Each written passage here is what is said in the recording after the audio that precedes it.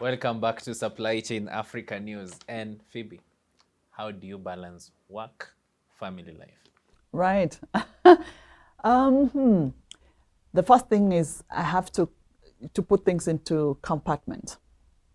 Um, as you know, humanitarian work can be quite stressful. It can be quite engaging and involving. And given that I have a passion, I like doing what I like doing. And so it's easy to spend time to put in more hours of your time beyond the working hours, working the evenings, working over the weekends. It's very easy to get into that trap. But what I realize is it doesn't help if you're burnt out. So it's important that you also take time for yourself and for your family. So you have time that you are in the office and make sure that you stick to that time. It's really it's self-discipline, really. Time management and self-discipline. When I was younger, I didn't even know what Christmas was because if there's a flight that needs to go at the Jomo Kenyatta International Airport, whatever schedule that is, we have to be there to load that flight. The Illusions, the big truck, the big planes, like 40-ton planes that we had to load at the JKI, and it didn't matter whether it was a Sunday, Monday, a holiday. It didn't matter. And so during those days, I could work overtime and even compromise my leave days and just to make sure that I'm there. But then I realized that engaging myself that way was also affecting my health, right? I wasn't sleeping properly. I wasn't taking time off. I wasn't seeing my family as much as I needed to. And so it's important for your own well-being because you really have to take care of yourself that you put things into perspective and in time management, ensure that you have time for work, ensure that you have time for family, ensure that you have time for yourself as well. Yeah, it's really critical. Right now, you are in the supply chain management. Yeah. What are you doing as the top management to ensure that we can have more women in supply chain and their places of work can suit their ever-changing needs? Yes, that's a very good question. Like I said, I don't think we have near enough women in supply chain. And I think it's partly because, like you said, there's this perception that it's a male-dominated field and only male can be able to succeed. I've come, growing up in the profession, in the management positions. I had the opportunities to start to recruit for positions and to manage others. And every time I would ask for CVs, I would get very few from women coming through and not really to the right skill and competence that we want for that job.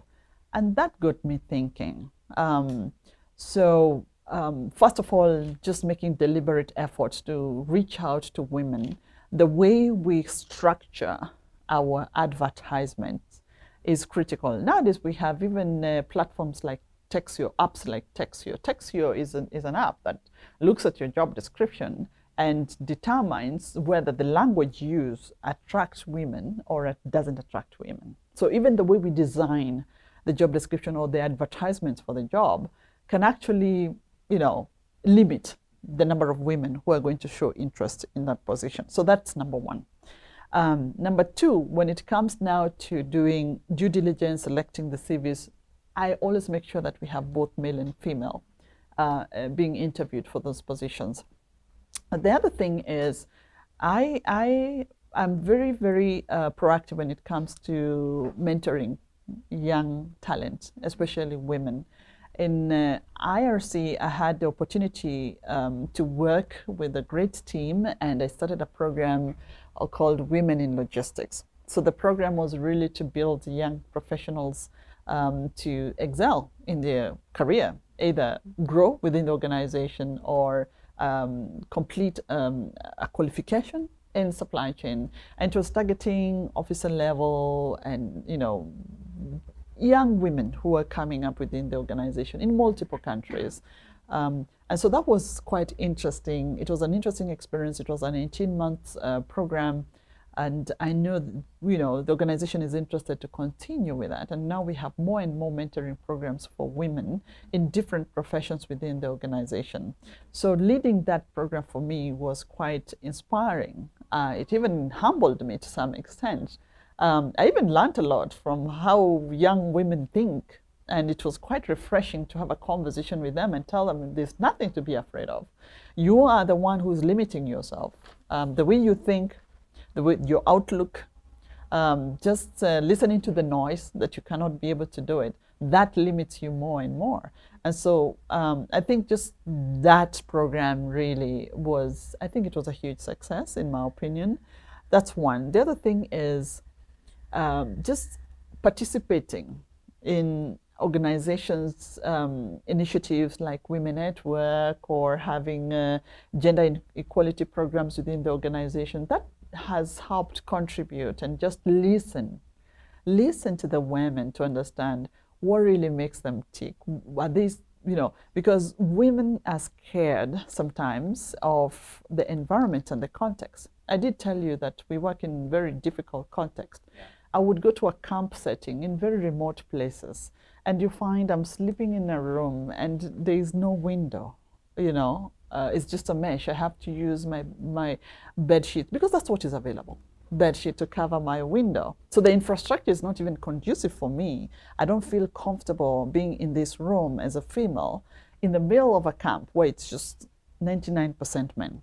And if I want to go to the little ladies' room, I have to walk like 50 meters, 60 meters in the dark to go to the ladies' room. Or probably you are sharing with other men. And I'm sharing with other men as well. So it's also ensuring that you have an environment that enables the women to feel secure. So let me cut you short. When you say that we have an environment, so what's an ideal environment that you're talking about? An ideal environment is, I'm not asking for luxury. Women are not asking for luxury, not at all. And I don't think it's sometimes it's even too much to ask in environments where we work. What we're saying is, as much as it's a humble environment, let it make it as secure as possible for women. One example would be a woman who has relocated to a very remote place with a small child. You can enable her to have a room that is secure for her and her child, a place where she can actually do breastfeeding. A lady with a child is not okay for her to sleep in an open tent and in an insecure environment. So simple things can be done to actually facilitate and ensure women are secure. The other things are issues around sexual harassment in some of these camp settings, because it does happen to the humanitarian practitioners. So, women find themselves being sexually harassed, also by colleagues and otherwise, externally and internally within the organization. So the organization has to have very strong policies about anti-sexual harassment. And when those incidences are reported, they have to be properly investigated. The women have to be protected through the investigation process, so then they don't become a victim. There's not more harm being done to them during the time that the investigations are happening. So those are simple things that women want to feel secure for them to do their job. Because if men are secure, why shouldn't women be secure, right? But many will argue probably you're also working in the same environment. Yes, but you see, it's highly unlikely that a man will be sexually harassed by a woman. It's highly unlikely. It does happen, but it's highly unlikely. Probably, let me just ask men, is it? We have more and more reported cases where women are the victims. And this then, of course, raises the question is, what are the organizations and companies doing to protect the women as they do their duties? And that is also a barrier for women to actually do these jobs, because they think, well, if I go to this camp setting, I don't feel secure to go there. And also, just allowing women and even men to say that it's okay for you not to travel. We have policies in the humanitarian organization that say, if you're not comfortable going to that location, you need to go and support these beneficiaries in this location, in a very remote location, probably very insecure location. If you're not comfortable going there, then you can still say you don't want to go there. And it should be okay. There shouldn't be any retaliation. That come with it. And those policies are there. Why is it important to have women in leadership? Oh, okay. I would turn that question around. Why is it important to have men in leadership? You're my guest. You need to answer I that. know, but I know that women can actually are pretty smart also. Yeah, they are smart. They can actually make a difference in a company. They can improve the bottom line of a company. They can add value as leaders. Now, when you have a woman in leadership, you also have someone who's going to highlight issues related to gender imbalance and diversity within the organization, right? Me as a leader, everything I do, I have to think about diversity. I mean, how is this impacting our supply chain teams?